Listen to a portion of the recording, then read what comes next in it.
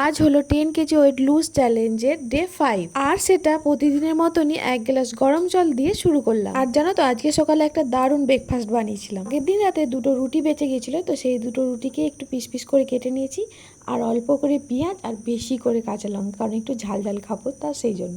তারপর অল্প একটুখানি তেল দিয়ে, তোমরা তো দেখতেই পেলে, কোনো রকমের পেঁয়াজগুলোকে অনেকক্ষণ ধরে ভেজেছি। তারপরে একটু নুন ম্যাগি মশলা দিয়ে আর রুটিগুলো দিয়ে দিয়েছি। বাস এটাকে অনেকক্ষণ ধরে একটু নেড়ে নেড়ে ভাজলাম।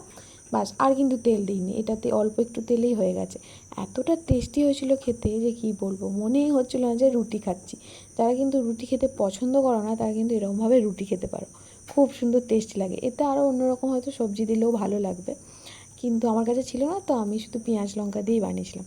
দারুণ লেগেছিলো খেতে। এগুলো খেতে একটু দেরি হয়ে গেছিলো, তো সেই জন্য দুপুরে আর ভাত খাইনি, রান্না বান্না সেরে একটু ফল খেয়ে নিয়েছিলাম। আর জানি এই ভিডিওটা একদিন আগে আসার কথা ছিল, একটু প্রবলেমের জন্য আমি সেই দিন কোনো ভিডিওই দিতে পারিনি, কিন্তু আমার ডায়েট আমি ঠিকঠাকভাবেই পালন করেছি, তোমাদের সাথে শেয়ার করাই হয়। যাই হোক, রাতে খেয়েছিলাম রুটি মাংস, যেটা 7টা সাড়ে 7টার মধ্যে খেয়ে নিয়েছিলাম। আর ঘুমানোর আগে খেয়েছিলাম জোয়ান মৌরি ভেজানো গরম জলটা।